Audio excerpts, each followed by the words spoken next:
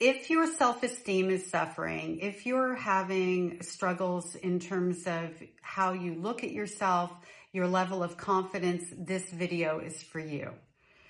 I'm basing it off of this comment. Let me read it to you. I would like to know more about how to repair my severely damaged self-esteem, self-concept. My self-image is so damaged from the years of disgust placed upon me from my narcissistic family system. There isn't a simple answer. However, I feel like there is a mostly simple formula, and it's what I've used, and it's helped me greatly. I use it with my clients as well, and it's helped them greatly. Boundaries, and not for other people. Boundaries for yourself. Boundaries around how you speak to yourself. That's your starting point. How you treat yourself, again, your starting point. We have to, unfortunately, learn how to become our own good parent. Or in my case, so I'll just go first person on this because it's easier to explain by example. I am my own good mom. And I show up for myself in the way that I wish my mother had shown up for me. That means that I will never betray myself by speaking to myself the way my actual mother did. It means that I will do everything in my power to stop myself from engaging in self-sabotaging behaviors. I can't automatically say I'm never going to do something. I can say that when I see myself going down a path, I am self-aware enough that I can pull it back and go, okay, that's a little girl in me jumping up and down. Something about what I'm doing that's working is creating strife for her, little Marnie. And I stop and I wait it out and I talk to her because I'm her own good mom. I have really, really, really strict boundaries for myself in 3 areas. I will not do anything that makes me feel unsafe. That includes engaging with people that I do not feel safe with. I don't question whether or not their intention is good. I don't give the benefit of the doubt.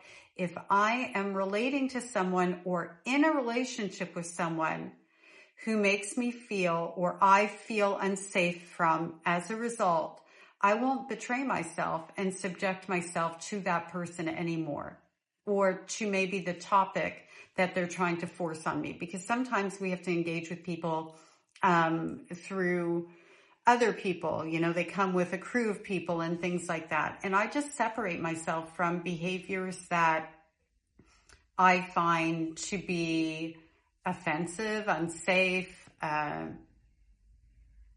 distasteful, whatever it is. So the first thing that I'm doing is I'm always, and I do not like absolutes. I will go always on this one, is I make sure that I do not engage with people where I don't feel safe. And as a part of that, that also means that I need to feel seen, and I see myself. I check in with myself. I check in with how I'm eating, how I'm sleeping, how I'm spending, whatever my coping mechanisms are that are my red flags to myself, because I trust my body.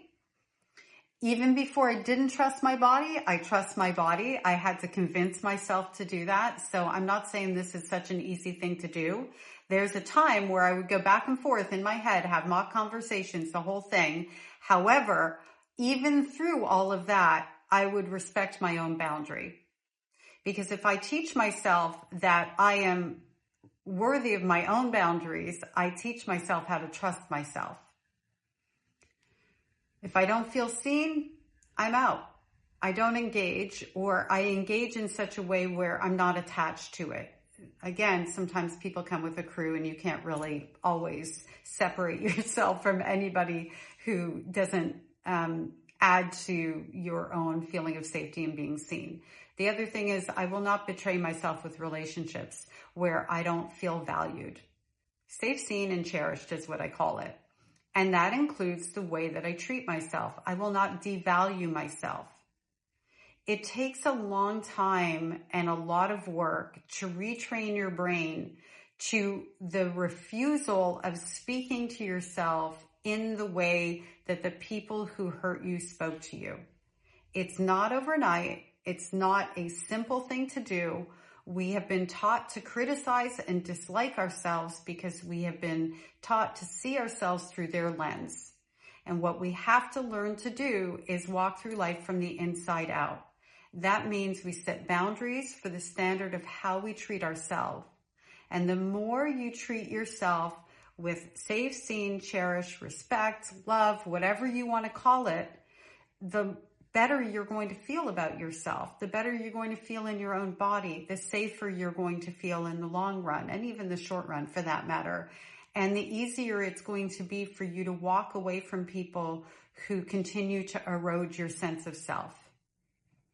So that's my number one answer regarding how to begin the repair of your damaged self-esteem. And been there, done that. I don't live there anymore. And it's because I've learned to treat myself with value. And it's because I've learned how to show up for myself. And it's because I refuse to speak to myself in a way that I wouldn't speak to somebody else I care about. And I care about myself most. It took also a long time to get there. Anyway, I hope something in here clicks for you. It's kind of difficult to, speak about these things in very simplistic terms, because obviously there are things that we learned about ourselves throughout our childhoods that we're hardwired to believe. The other thing that I would leave you with, that I would say to you, is that EMDR therapy is very, very effective.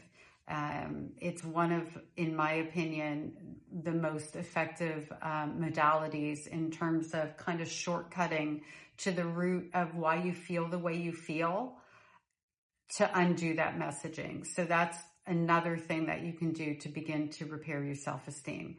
Be unwilling to abandon yourself.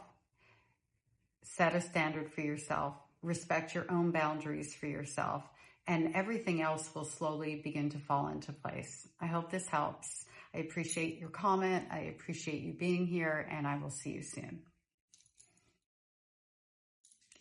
Oh, and one more little afterthought. On the rare occasion where I insult myself, I don't even remember the last time I did it. Usually it's based on my mother's voice. And I will literally stop cold to shift my thoughts, because we're training our brain, right? And I will tell her to F off, that she's not allowed to talk to me that way anymore. There's a good reason we're no contact and she no longer gets access. I'll go through that exercise, sometimes out loud, sometimes in my head. And I spend a lot of time talking to little Marnie and making sure that she knows that I'm her good mom now.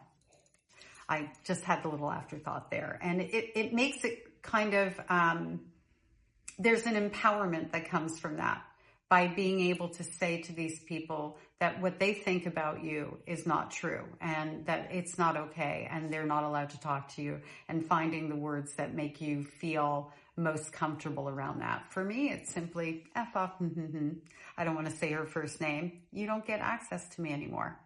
And that's it. And that's all. Okay, really, now I'm going. See you soon.